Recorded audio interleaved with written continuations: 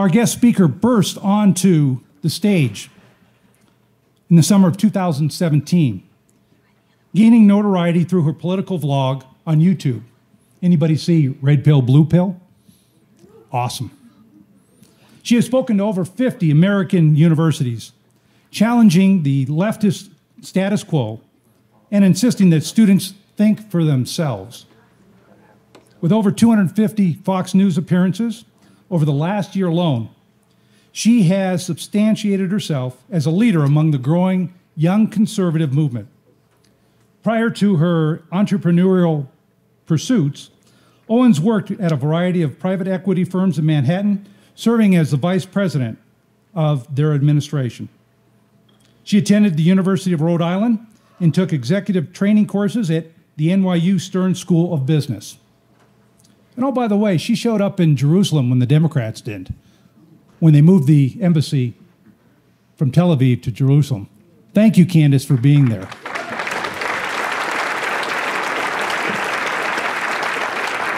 I had the privilege of meeting Candace last year at the leadership program, the Rockies, and she was gracious, and she gave a great presentation.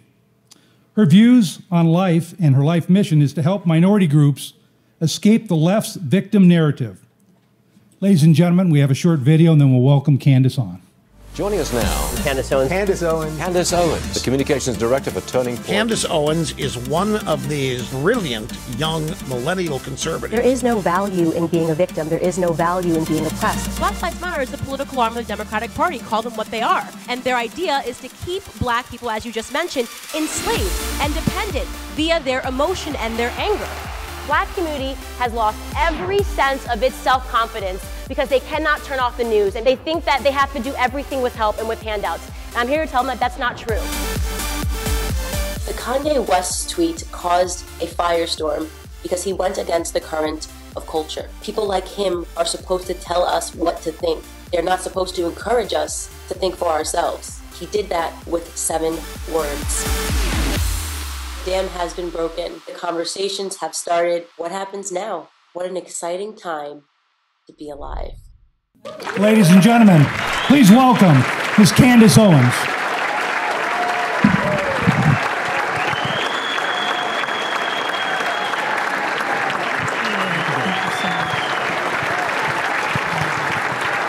Thank you, guys. It is such an honor to be here. Thank all of you guys. I guess I made it a very exciting last 24 hours, that's for sure. We've got our protesters, but I'm telling you that's nothing. Everywhere I go to speak, I've got at least 50 protesters. That doesn't scare me much. Where to start? Let's see. I started with a very simple concept. It was black people don't have to be Democrats, right? That's pretty much it, right?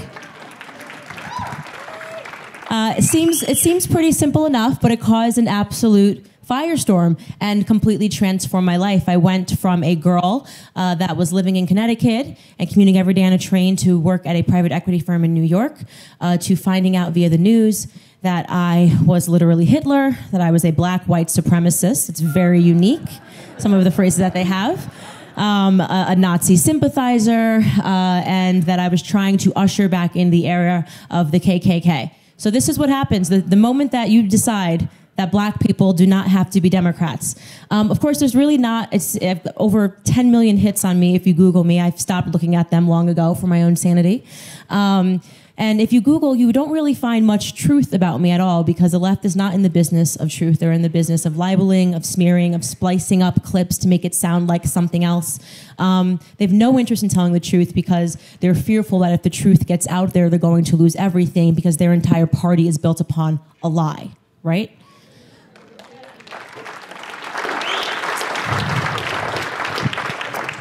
So I was enjoying one day reading an article about me in, I think it was Refinery 29, and they were painting me to be a rich girl from Connecticut. It was fascinating. Like they need to paint me with a white brush and say, well, this girl grew up as wealthy in Connecticut. And of course, that couldn't be further from the truth. So I wanted to tell you guys a little bit about myself, the truth about myself, and where I come from and where my beliefs stem from, so that you have a piece of the real Candace Owens when you leave here.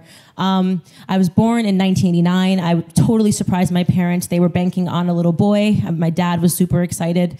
It was going to be his first son. He had decked out Robert Owens III shirts, and the room was painted blue, and then ta-da, Candace. Well, they didn't know what to call me, and my dad was very disappointed and very sad. I think he's happier today. But I would say that I've always kind of come in with a bit of a surprise and a bit of a rush.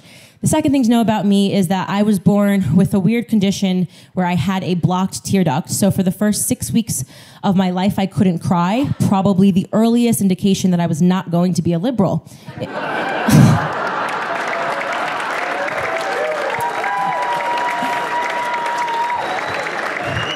I was just one of those kids. People always ask me, where did you get this spirit, that you push back and you get back up and you keep boxing? And the truth is that I was genuinely born this way. I watch videos of myself as a kid, and my mom always says, you're going to get a daughter that's just like you. But I was always pushing back against my parents, and not authority necessarily, but arbitrary authority. My mom used to always like to say, and I know every parent in this room has said this, you say, why do I have to do this? Because I said so. I mean, this is like the magic rule that I guess parents get once they become parents, or they can tell their kids because they said so. And I hated that. I would always fight back with my parents and say, that doesn't really make much sense, Mommy. I need to know why you want me to clean my room. And there's this particular video of me at Christmas. My mom is trying to tell me that if I don't do something, then Santa's not going to come. And I just look back at her and I say, well, then tell him not to come. And this was sort of the spirit of Candace Owens. My parents obviously received a blessing when it came time to enroll me into school, and they were like, bye-bye, good luck, teachers. And I carried really the same spirit and the same attitude, and it's so wonderful now to talk to teachers that had me who are conservative and said, if there was one girl that was going to end up like this, it was definitely going to be you, because I carried that same pushing back against the arbitrary authority of the school system and teachers telling you to do things simply because they said so. And my former teacher, Mr. White, who I speak to now, loves to tell me the story of when we had a test in high school on World War II. Should be pretty straightforward. It's a test. You answer it. You submit your answers, and you're done. And I had an issue with one of the questions. The question was, why did America have to drop the bomb on Hiroshima? Everybody in class obviously started penciling in the answers like normal students, and my hand shot up, and he said, what's wrong, Candace? And I said, well, I don't really like the way this question is phrased, I feel like the answer is implied in the question. Why did America have to drop the bomb on Hiroshima versus did America have to drop the bomb on Hiroshima? And of course, it's interesting to hear that story now, because I was just obsessed with critical thinking. I wanted to think. I didn't want to remember and know the answers. Perhaps I would have come up with the conclusion that America did in fact have to drop the bomb on Hiroshima, but I didn't like the fact that he wanted me to already think that they did. And then, of course, Mr. White received a blessing, and it was time for me to go to college. And off I went, and he's like, phew, thank you. And I spent a couple of years in school. Most of you probably know by now that I dropped out, but I remember being signed up. You have to take your required courses, your Gen Ed, which is when they basically make you pay and they pick classes for you. And I was forced to take Feminism 101. Life hack: if you are teaching feminism, you do not want Candace Owens in your class. So I'm taking this ridiculous course, and you've got everybody in the class, of course, has elected to be there. I'm the one that's stuck in here because of Gen Ed. The rest of them are feminism majors. Not sure where that lands you. Maybe outside of Brett Kavanaugh's hearing in 10 years.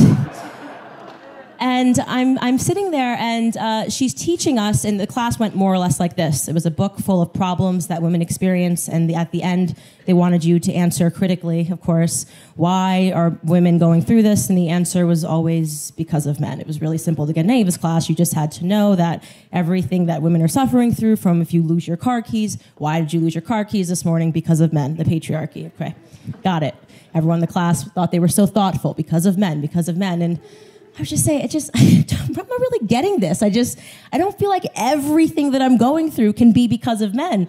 And she said, Candace, I feel like you were sent to me from the men's department.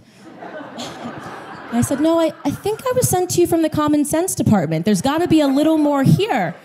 In one particular class, we're talking about eating disorders, and the statistic, if I am recalling it correctly, is that 89% of people that suffer from eating disorders are female. And of course, the teacher turns around to the class and says, this is because of the patriarchy, and men make women feel like they have to be skinny. And I'm thinking, I don't think I've ever heard a man call me fat, but definitely I've heard some females call me fat, right? The girl-on-girl crime seems a little harsher growing up than the men-on-girl crime.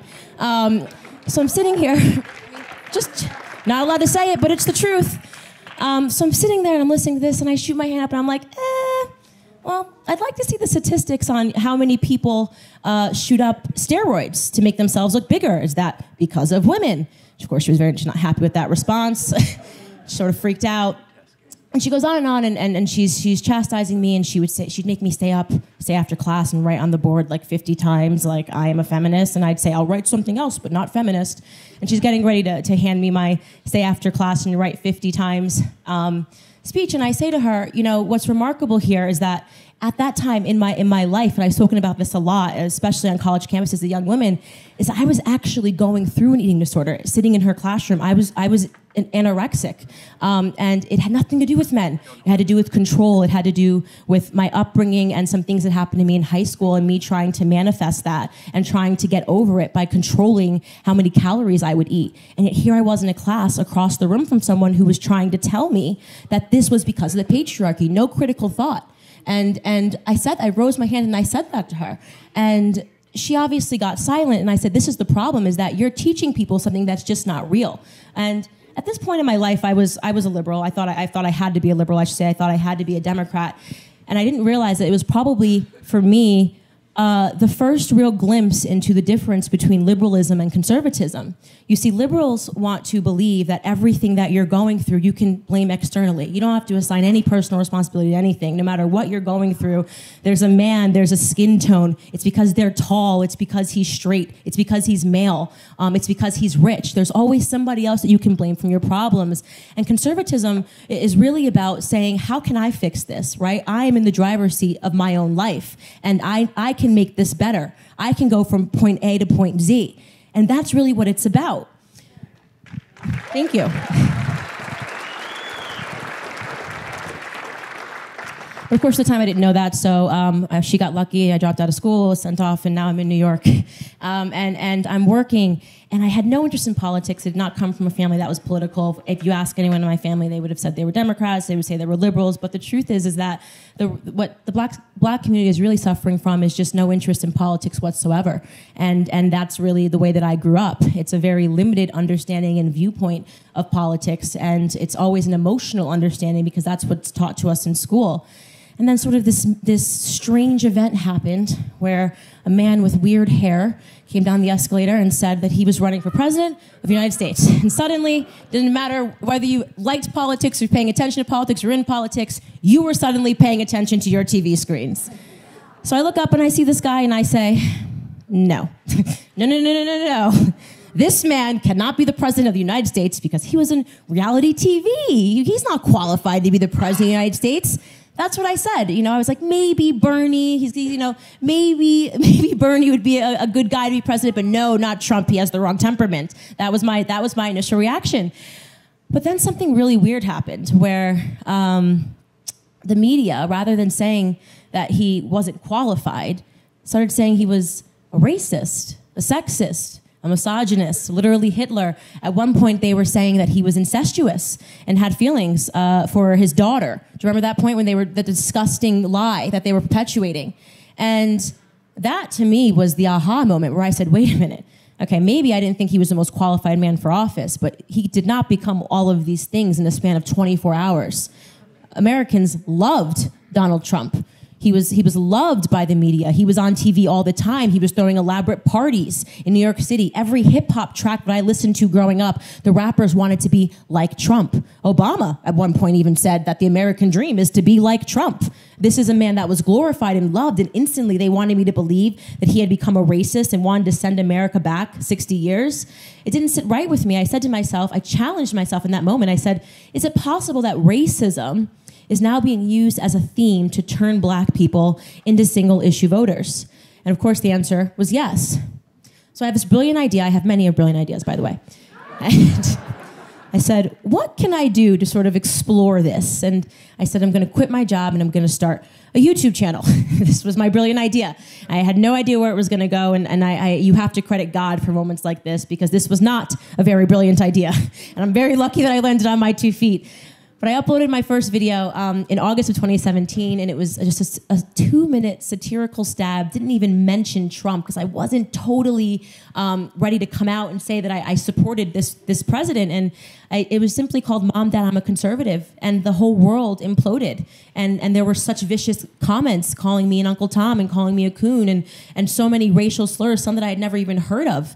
And I said to myself, whoa, I'm dipping my toe here. I considered myself conservative curious, and it was so, it was vicious. It was absolutely vicious. And of course, being the little tot Candace Owens that never backs down, I just wanted to go further and say, no, I'm allowed to have these ideas. And I had been reading, and Dr. Thomas Sowell, and everything that he was saying made sense. And I was reading Walter E. Williams, and everything that he was saying made sense. And I felt that we needed somebody to deliver it to the black community in a different manner. Because in some regards, these men were so brilliant before me. I mean, obviously, Dr. Thomas Sowell is one of the greatest thinkers of our time. But he hadn't been... Yes, he does deserve a round of applause. And if anybody knows him, I'd love to meet him. Some of the greatest thinkers of our time, they weren't able to make an imprint or to make a dent and to get black people to start thinking about these conservative principles. And I knew that the reason was because they were having a political discussion, but they weren't having a cultural one. And that if someone was going to do it, it was going to happen on something like YouTube or Twitter or Facebook. It was going to happen there, where millennial hearts and minds were being seized because the entire world was changing.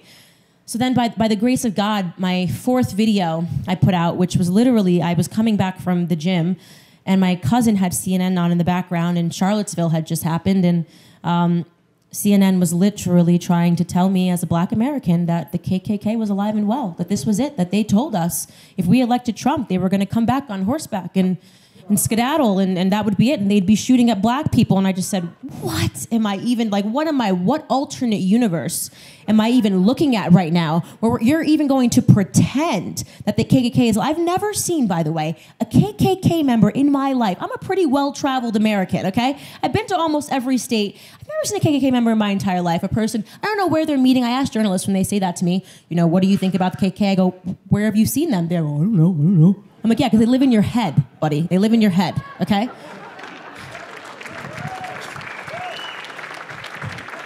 So I rant in this video about how absurd it is that people are believing their media. If they just turned off the TV and tried living a little bit, they would understand that we do not live in a racist country. Never, when I've stepped out of my door,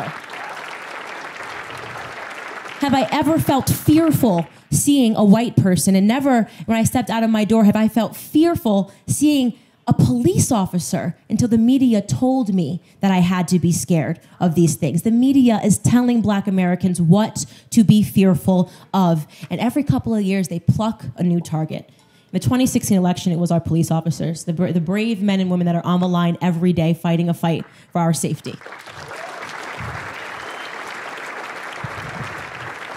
And it was disgusting and it was vile, but this is what they do. They come up with a new strategy every few years to seize the most important thing to them, which is, in fact, the black vote. I was obviously ranting about this at the table because I get so frustrated, because to me, when I look at the left, and they're crazy, and we can talk about it all day, the theater of the left and how they're getting more insane, but the path, to me, that I have seen so clearly in terms of defeating them is awakening the minority community. There has never been a community that is more abused, more used, more lied to than black Americans by the Democrat Party.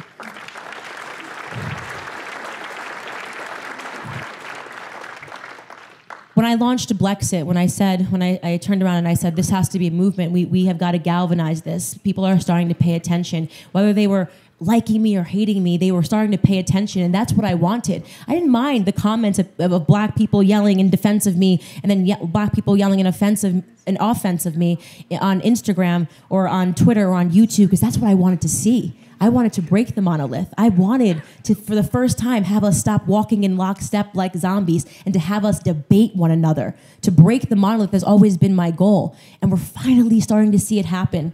Despite the increasing rhetoric that has been against this president. I mean, how many times do you think, if we had to count, the media has used the word racist since Trump? I mean, no, really, guys. Like, if you had to actually say like a realistic number, how many times do you think that they've said it? I mean, thousands. Whoa, that's low, right? It's like, it's gotten insane. And yet, the little untold part is that since he stepped in office, black support for Donald Trump has doubled since he stepped into office. The Blexit movement, for me, was a cultural one. The black exit from the Democrat Party had to be a cultural movement. We had to make it cool. We had to make it feel like something that was conversational, not like, one of those CPAC conferences, which is great. I'm speaking at CPAC, no hard feelings. But in order to seize the minority community and get them talking about something, it had to feel a little bit different. And that was something that I really thought that I could do, that I could bring it to our community. And it's been one of the most honoring experiences of my life to see these conversations that are being started. When I wake up and I see another black YouTuber pop up and say they're conservative, and I see young YouTubers and the black community saying that they want to be on the forefront of alliance and be a part of this Blexit movement. This is what we're in front of. So here's what it takes. It takes we have to move the vote 5 points by 2020. That's it, 5 points. And the Democrat Party is finished. They cannot lose 5 points of the black vote. If they get 84% of the black vote in 2020, they lose. I mean, that just seems so doable to me. When I wake up every day, I'm just like, that's it. We're talking about 5 points. That's it. Hillary got 89. We've got to get it to 84. Let's get to work. Really, let's get to work. And here's what I have to tell you. Everything about every black person, you show me a black person anywhere, they're conservative. They just don't know it. I mean, that's it. I was conservative. I just didn't know it. Our beliefs, the way that we are raised, is extremely conservative, but then we're sent off into an education system which tells us otherwise.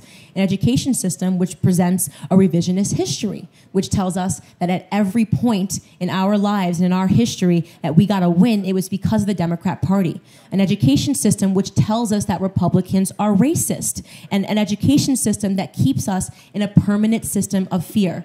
This is what has to be disrupted. When you talk about the values, the left hates God. I mean, really, the black community is extremely religious. I grew up with my grandfather making us read the Bible every morning, scriptures out of the Bible. We have God on our side.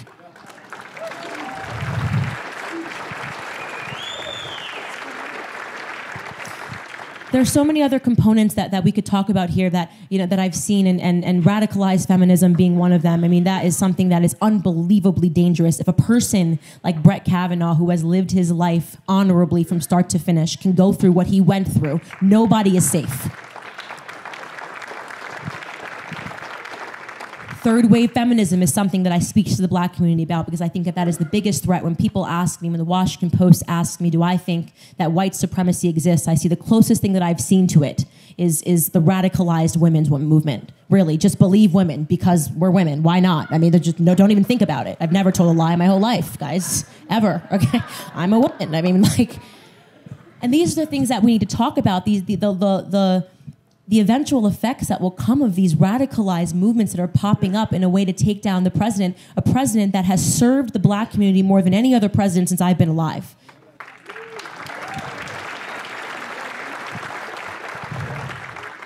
When Donald Trump asked President Donald Trump asked a question to our community, it was to me something that we'll be standing up in the same way that you talk about the Gettysburg Address. It'll be just that one sentence in a room full of black conservatives, and we'll remember it. And it was the most significant question to me of the 2016 election, which was, what do you have to lose?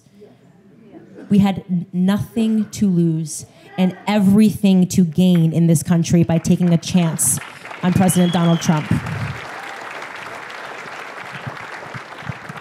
So where are we at now? Well, first and foremost, I think that we all have to understand that we are, in fact, in the midst of World War III. Maybe it doesn't feel like it, right? Maybe it doesn't feel like it because there's not bullets spraying, and it's not the same kind of war that we've fought in the past.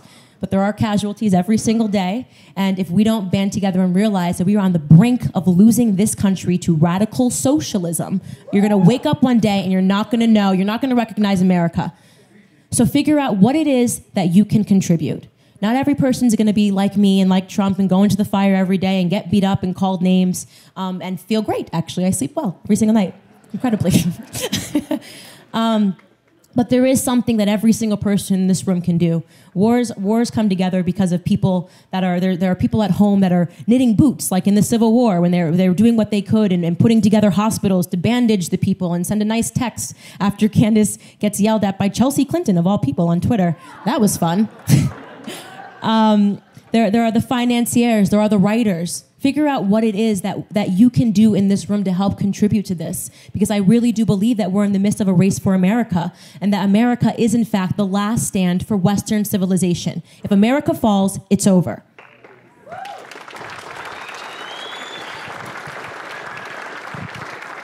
So I want to thank you guys for having me. I know I want to open the floor up for some questions. Do I have questions that are here? Okay. And the last thing I want to say is that America is the greatest country in the world, and we are blessed to live here.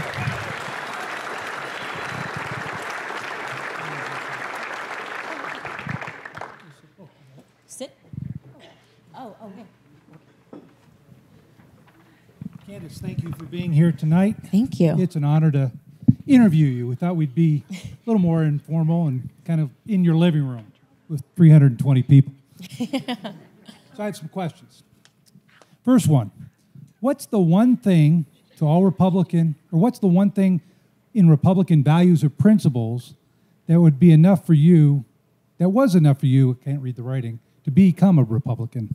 Ooh, there was a lot. There really was a lot once I actually realized that I was a conservative. I just had to turn on the lights and point to it. But I think to kind of change the question just a little bit, if I think that there's the one thing that you can really, that really sticks when you're in the room with Black Americans, it's just talking about that the Republicans have always been our allies, the actual real history. And of course, as I said, the allegiance to God. God is so important in the Black community that it's incomprehensible, this atheism, which, by the way, the reason why they're removing God, the reason why the left is routinely mocking God is because that's what they have to do. If you want to grow government and you want the government to replace God in people's lives, for people to go to the government for solutions as the omnipotent, omniscient source, then you have to remove God from the cultural conversation. That's exactly what they're doing.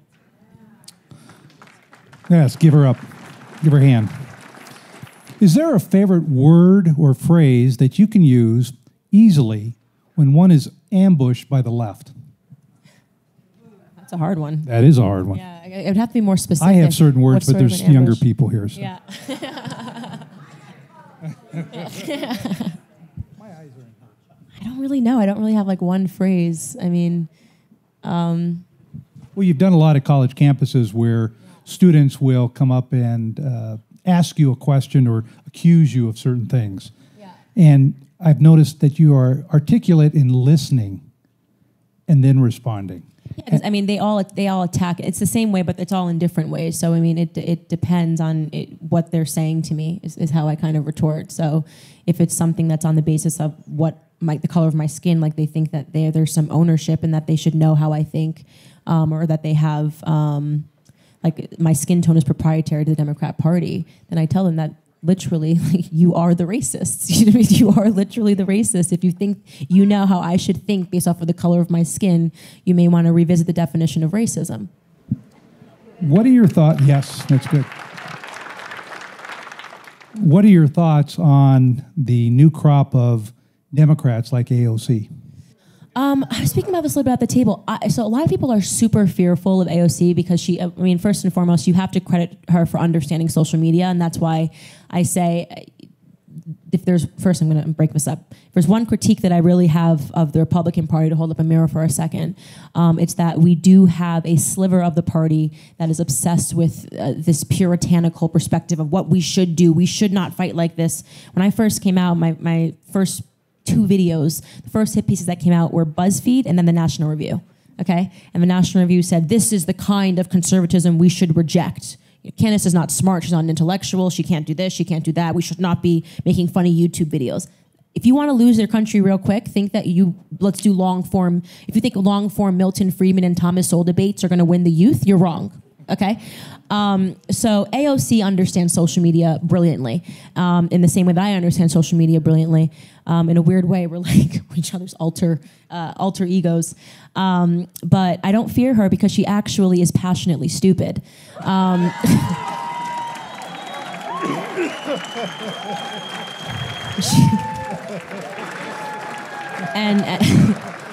And she knows this, which is why she has refused to debate me. NBC has offered to host a debate between her and I. We've offered her $100,000 at Turning Point to host a debate between I. She will not debate her ideas because she thinks there's 4 chambers of Congress.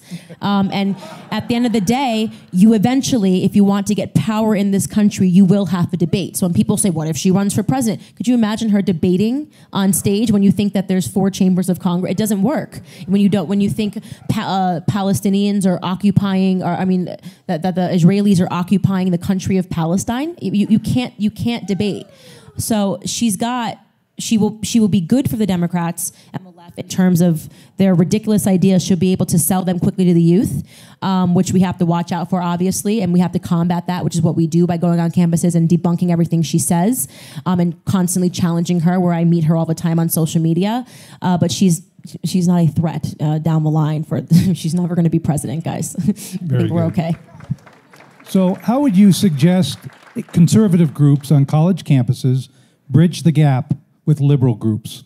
And can that be done? Okay. So there are no more liberal groups. There are leftist groups, and you cannot reason with the leftists. I'll tell you that. We try it all the time. We invite them to come to all of our events. We hand them microphones. Everyone should find this, and maybe I'll figure out how to do a blast email, but there's a 20-minute wonderful, wonderful clip. Charlie and I went to speak. I think we were in Georgia, and we had about 50 protesters outside. And so we have to, go through kitchens with 20 police officers. It's ridiculous. And somebody brilliant went around with a microphone and a camera and just said, "Hey, what are you guys protesting?" 20 minutes, not a single person could answer. They didn't know. They genuinely had no idea what the hell they were protesting. So he says to the person, she's like, "Well, I think maybe the people that are here are white supremacists." He goes, "Oh, okay, so you think Candace Owens is a white supremacist?" "Well, no. What are you here protesting?"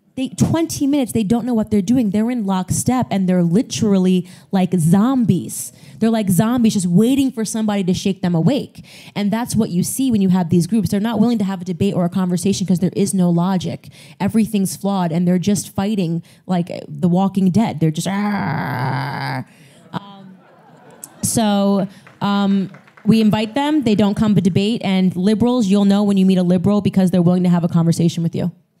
Good. So where do you get your strength to be fearless? Born this way, A, definitely, and B, my grandfather. I always, call upon him as a source of inspiration. I'm very close with my granddad. He was super conservative, and he was just such a man's man. You've probably seen my PragerU video. My grandpa grew up on a sharecropping farm. Was laying out tobacco to dry from the time he was 5 years old.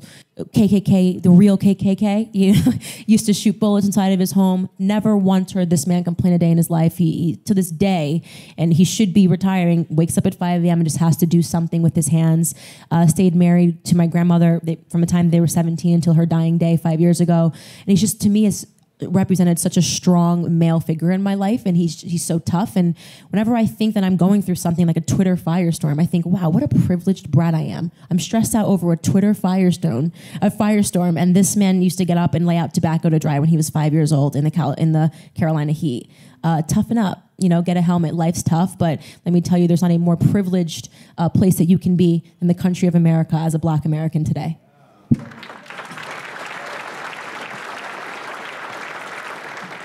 So this is the one that always gets people excited. How do you stand on the pro-life, pro-choice issue? I am passionately pro-life. And and this is something that when you meet a conservative that says they're not pro-life, they have no idea what it means to be a conservative. You don't protect the right to live, right? A basic human right to live. everything else falls apart.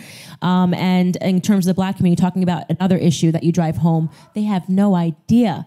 Literally, the United Nations actually lists 5 definitions of what a genocide is. People only know one, obviously. People only know about Hitler exterminating people, but another definition that they have is purposeful decreasing of the birth rate within a certain community.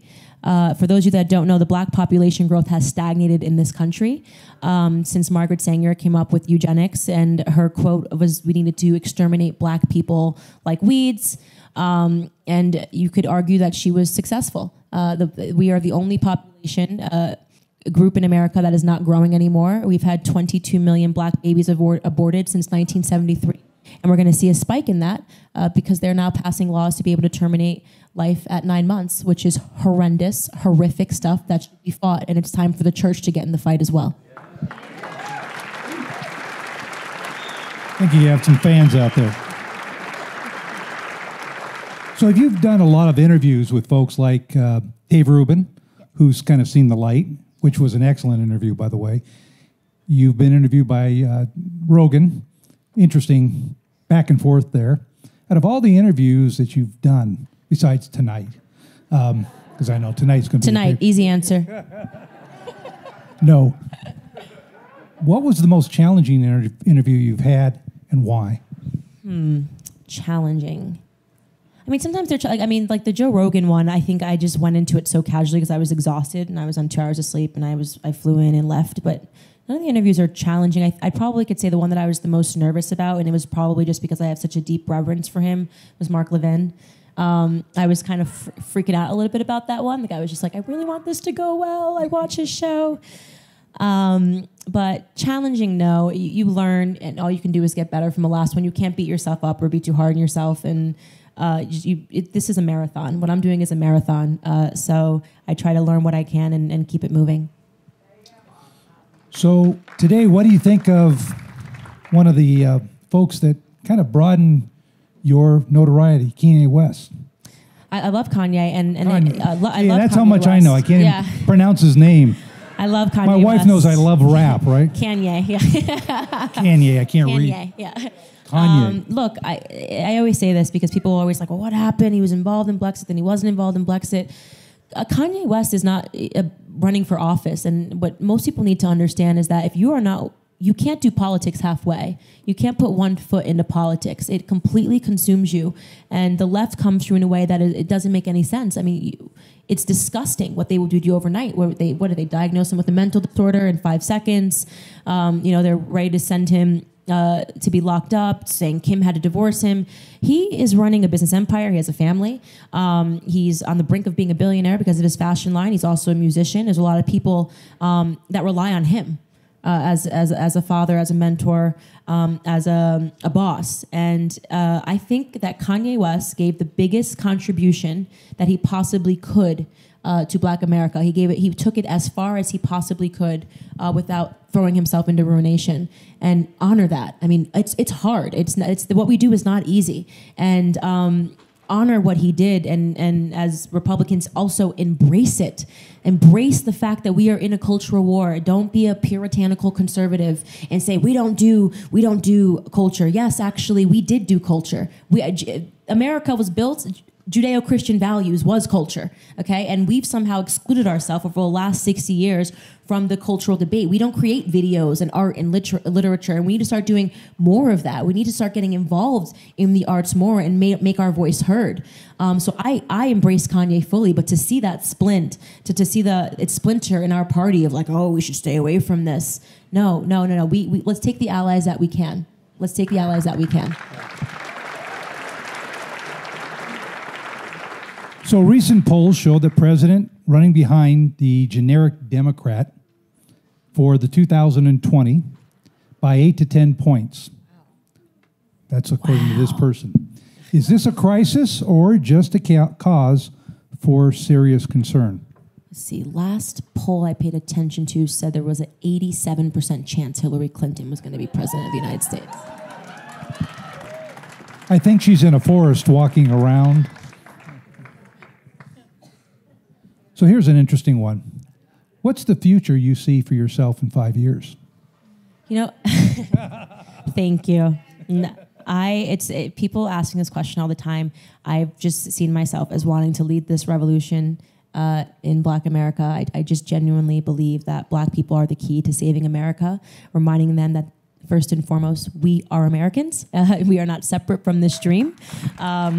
When somebody gets on stage and says they're going to make America great, you should not fret, because we've been in this country first. We've been in this country since 1619, before the Irish, before the Jews came, before the Italians came. Black Americans were here. So I don't know what it is about the education system that makes us fret and scared of being American. Embracing that patriotism is going to repair all of the fractured relations in this country that I think Obama worked to destroy.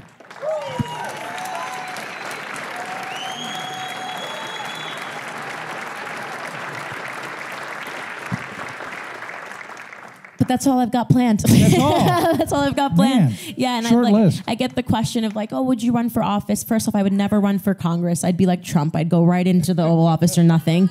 But I wouldn't run unless I really did feel that the country needed me to run. If there was somebody else that wants to go through it and America's in a good state, fine, have fun. I'd like to see Nikki Haley be president. I like that. Yeah, a lot of people. What book are you reading now? And are there any books that you mentioned, Thomas Sowell? Yeah. So I'm reading right now, actually, a quote book. Have you guys heard of Reagan Notes? It's a book that was put together of like the notes and quotes that Reagan left on his desk, and it's so good. I mean, I tweet them every once in a blue moon now because it's really inspiring, because it's broken up by section of like, here's what great leaders said about socialism, here's what great leaders said about nationalism, and it's super inspiring to read. Just things that you forget that great people in the past have said about certain things, like Winston Churchill on socialism. I tweeted something about the other day, and it went pretty viral. So I'm kind of reading, bizarrely, like a quote book right now. And then I'm also reading, what is it called? Please Stop Helping Us. Please Stop Helping Us, which is about Black America, which is, if we could ask for one thing, it should be please stop helping us. We don't need to stop taking handouts. We need to stop taking welfare, and need to start understanding that all of that stuff is not helping, it's hurting. I think Frederick Douglass said that a long time ago. Perhaps. Yeah. Perhaps I'll find it in the quote book, too. You probably will be, yeah. What was your most heartfelt, compelling issue that was the catalyst for you to fight the left? Ooh, when the journalists came for my family. When they started getting really dirty, they would call my parents, and they'd make threats, and it's already out in public, but I had to come forward because the journalist was essentially from NBC was threatening to run a piece about my dad struggling with alcoholism. So I just put it out there because I didn't want to give him the power. But when stuff like that happens, I'm never going to run. It's going to turn me into a dragon. So the left, unfortunately, doesn't realize that they are very much creating me to make it bigger and bigger and bigger, because I'm not going to allow them to harm my family, to hurt the people around me, because they are so afraid that I'm actually making a difference and a compelling argument for blacks to leave their party.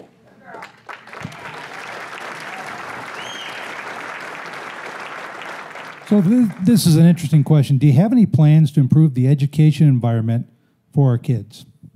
I think that's what we do at Turning Point, right? I mean, I'm just going across college campuses, and yeah, we're throwing bombs that America's the greatest country in the world. Socialism sucks. We're creating a conversation that needs to happen on college campuses. So I would say that I already do that. So you do it on college campuses. There's some plans to do more at high school. Yes, level? at the high school level. About that. It gets harder. So the thing that you have to realize is that we can do it at the college level, but people are like, it needs to happen in preschool. I wish I could be in preschool. Like, socialism sucks.